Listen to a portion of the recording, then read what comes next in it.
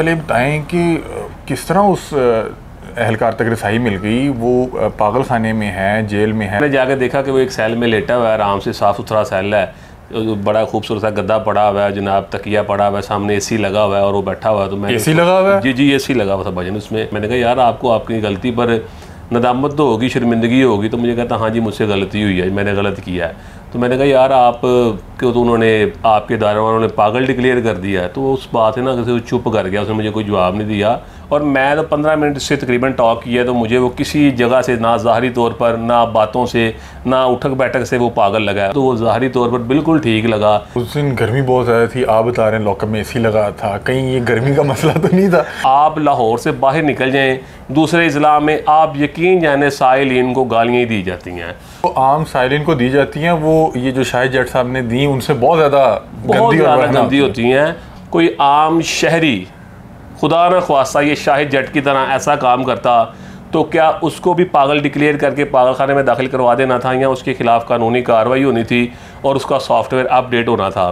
तो पागल है तो वो उसी थाने में रोज जाता है जिसमें वो ड्यूटी करता था। कैसी बात है कि आपने पागल को वेपन और वर्दी दी? वेपन भी दिया हुआ है, वर्दी भी दी है, और इसी किस्म की उसने मेडिकल लीव नहीं दी हुई थी पुलिस स्टेशन में कि मैं छुट्टियों पर हूँ। कानून क्या कहता है कि क्या हम या कोई भी शख्स माइक लेके किसी भी बावर्दी शख्स को रोक सकता है? कोई भी सहाफ़ी किसी भी चैनल का हो, खा वो यूट्यूबर हो, पूछगीछ नहीं कर सकता कि जनाब आपकी मोटरसाइकिल को नंबर प्लेट नहीं लगी हुई या आपने हेलमेट नहीं पहना हुआ। उसने गालियां दी और वो सेंसर ना हो सकी। जी। और वो सेंसर ना हुई तो आप कमो पेश नाजरीन 10 करोड़ से ज़्यादा लोग उसी गाली को दोहरा चुके हैं। तो कितनी अखलाकी गिरावट का शिकार है कि हम वो गाली बोल के इंजॉय कर रहे हैं, फ़न कर रहे हैं, मजाक कर रहे हैं। अस्सलाम वालेकुम नाजरीन, मैं हूं आपका मेज़बान अली हमज़ा और आप देख रहे हैं नियो डिजिटल। नाजरीन, आपने एक मामला सोशल मीडिया पे बहुत ज़्यादा वायरल देखा होगा जिसमें देखा जा सकता है कि शाहिद जट नामी एक पुलिस एहलकार हैं जो IG पंजाब साहब को जो है बरहना गालियाँ निकालते हैं। उसके बाद IG साहब की तरफ से एक प्रेस टॉक की जाती है, उसमें बताया जाता है कि उस एहलकार का जहनी तवाज़ुन ठीक नहीं है और उसको पागल खाने मुंतकिल कर दिया गया है।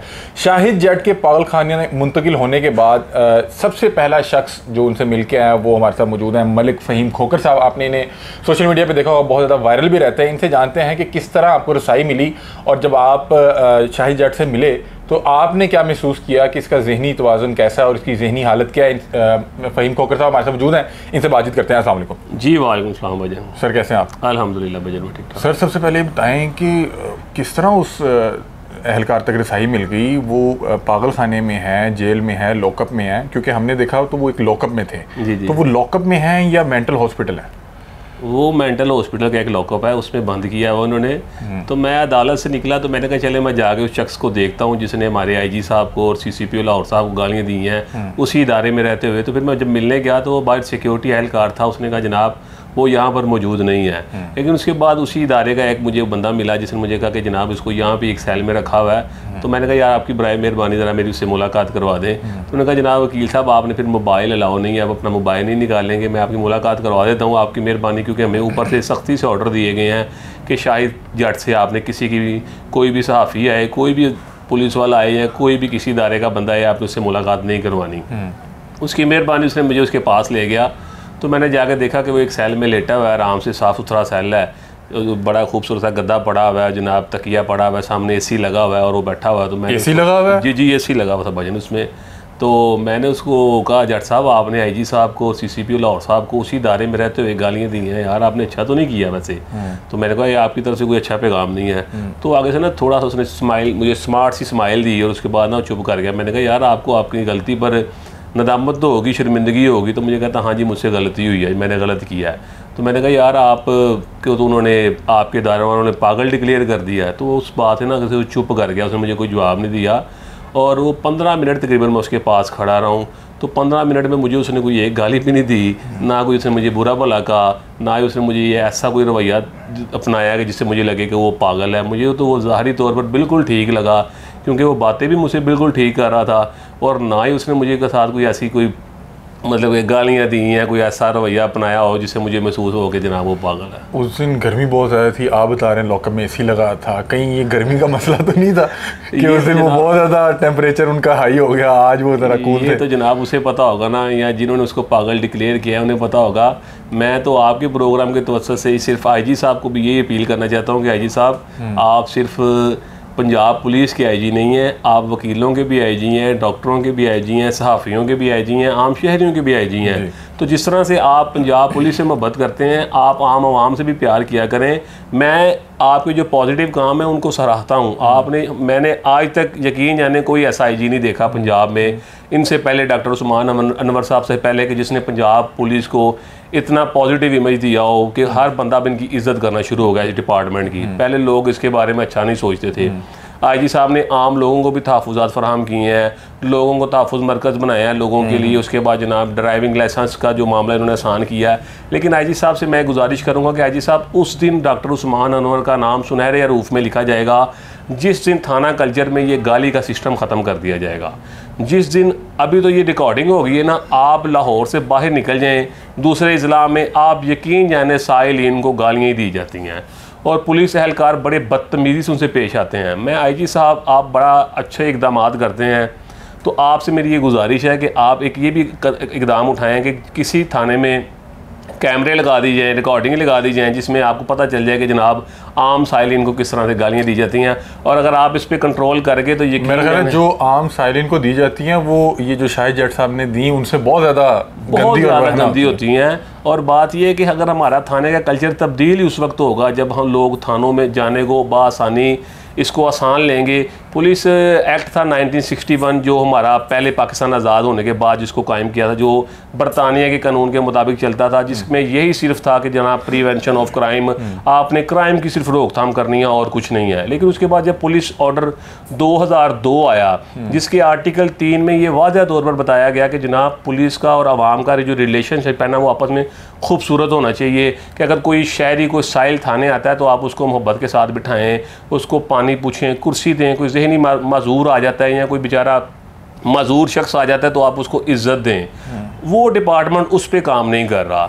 पुलिस ऑर्डर चेंज होने के बाद मेरा ख्याल ये था कि शायद पुलिस वाले उस पर अमल दरामद करेंगे। वो पागल है या नहीं, अगर उस पर ओपन मेडिकल बेंच बिठाया जाए तो इस बात पे भी साबित हो जाएगा। लेकिन आईजी साहब अगर आज उससे मिलकर आए हैं, बड़ा अच्छा एक पॉजिटिव मैसेज दिया आईजी साहब ने भी कि जनाब आईजी साहब को इतनी उसने गालियाँ दी, लेकिन आईजी साहब ने एक बड़ेपन का इजहार किया कि एक 22 स्केल का ऑफिसर, एक 5वें स्केल का ऑफिसर जो अपने ऑफिसर को गालियाँ दे रहा है तो ऑफिसर उसको जाके गले लगाता है। तो ये एक आवाम के लिए, तो उस अदारे के लिए एक बड़ा अच्छा मैसेज है। लेकिन अगर मेरी आईजी साहब से ये अपील है कि आईजी साहब अगर कोई आम शहरी खुदा न ख्वास्ता ये शाहिद जट की तरह ऐसा काम करता तो क्या उसको भी पागल डिक्लेयर करके पागल खाने में दाखिल करवा देना था या उसके खिलाफ कानूनी कार्रवाई होनी थी और उसका सॉफ्टवेयर अपडेट होना था। हमारे भी हम बिहाइंड द कैमरा बैठे थे, आपने एक सॉफ्टवेयर अपडेट का जिक्र किया तो आपने हमें सॉफ्टवेयर अपडेट के बारे में कुछ देर पहले भी बताया, वो क्या बात? जी, हमारे एक वकील साहब थे माजिद बघेला साहब, वो उन्होंने ना एक दफ़ा हाई कोर्ट के अंदर ना कुछ शीशों की तोड़ फोड़ की थी, तो जिस पर उन्होंने ना 780 लागू कर दी गई थी, दहशतगर्दी एक्ट लगा दिया गया था उन पर। और काफ़ी उनके घर वालों ने कहा था कि इसकी जो ना थोड़ा दिमाग मतलब कि थोड़ा सा गुस्सा कर जाते हैं, डिप्रेशन में रहते हैं, तो इसलिए शायद इन्होंने गुस्सा किया तो ये काम किया। लेकिन उसको उन्होंने पागल करार नहीं दिया था, ना ही पागल खाने में एडमिट करवाया था। उनको माजिद बघेला साहब को इन्होंने दहशतगर्दी में डाल के जनाब उसको 2 महीने तकरीबन जेल में रहा था। और अब ये शाहिद जट है, इसने गालियाँ दी हैं तो इसको जनाब उन्होंने पागल खाने में पागल डिक्लेयर करके उसको पागल खाने सबमिट करवा दिया है। बात सिर्फ ये है कि अगर वो पागल है ना तो पागल है तो वो उसी थाने में रोज जाता है जिसमें वो ड्यूटी करता था। कैसी बात है कि आपने पागल को वेपन और वर्दी दी? वेपन भी दिया हुआ है, वर्दी भी दी है। और जब वो उस हाफी से लड़ रहा था, बहस मुबासा कर रहा था, गालियाँ दे रहा था, तब भी उसने वेपन लगाया हुआ था। अगर आपको पता है कि यार वो पागल है तो आप उसको जॉब से फारिग कर दें। आपको पता है कि मेंटल तौर पर ठीक नहीं है, किसी किस्म की उसने मेडिकल लीव नहीं दी हुई थी पुलिस स्टेशन में कि मैं छुट्टियों पर हूँ, वो वर्दी में ड्यूटी पर रोज़ इस्लामपुरा थाने में ही आता था। कभी नहीं उसका दिमाग ख़राब हुआ था कि जनाब मैं थाना दातागंज बख्श टाउन चला जाऊँ या थाना नारगली चला जाऊँ या किसी और थाने में चला जाऊँ, मुझे तो पता ही नहीं है। मोटरसाइकिल वो अपनी स्टार्ट करता था, चाबी भी अपनी मोटरसाइकिल को लगाता था, महाना तनख्वाह भी वो सरकार से वसूल करता था, तो वो पागल कहाँ का था। आपने भी एक बात की थी कि यही कोई आम शहरी करता तो उसकी 2 वीडियोस आनी थी, एक बिफोर और एक आफ्टर सॉफ्टवेयर अपडेट। इनका सॉफ्टवेयर अपडेट हुआ या नहीं हुआ? और जब आप उधर गए आपने उसका सेल देखा तो क्या महसूस हुआ? जनाब मुझे तो उससे महसूस हुआ कि जनाब को बड़ा अच्छे तरीके से इज्जत के साथ उसको बिठाया हुआ है और मैं तो 15 मिनट से तकरीबन टॉक किया, तो मुझे वो किसी जगह से ना ज़ाहरी तौर पर ना बातों से ना उठक बैठक से वो पागल लगा है। अगर वो 15 मिनट में उससे देखें गपशप किए तो मुझे ज़रूर गालियाँ देता। पागल को तो नहीं पता होता कि मेरे सामने कब देनी है कब नहीं देनी है, उसको ये तो नहीं पता होता कि मेरे सामने कोई वकील खड़ा हुआ है, कोई जज खड़ा हुआ है, कोई डॉक्टर है, कोई पुलिस ऑफिसर है या कोई आम शहरी है, उसने तो गालियाँ दे देनी होती हैं।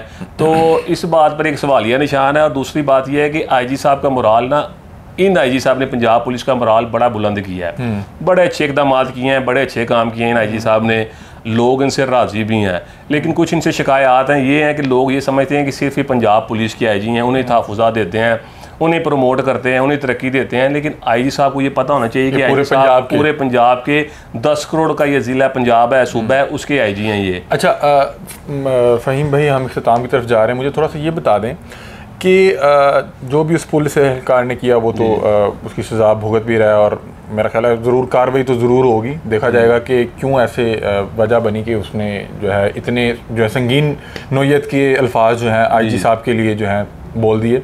मुझे ये बताएं कि कानून क्या कहता है कि क्या हम या कोई भी शख्स माइक लेके किसी भी बावर्दी शख्स को रोक सकता है, उससे बातचीत कर सकता है, या इसके बारे में कानून क्या कहता है? देखिए जी, कानून में तो ये बात वाज़ह तौर पर बता दी गई है कि कोई भी सहाफ़ी किसी भी चैनल का हो, ख़्वाह वो यूट्यूबर हो या किसी बड़े चैनल का हो, तो वो किसी सरकारी मुलाजिम को रोक कर उसके बारे में पूछ गिछ नहीं कर सकता कि जनाब आपकी मोटरसाइकिल को नंबर प्लेट नहीं लगी हुई या आपने हेलमेट नहीं पहना हुआ।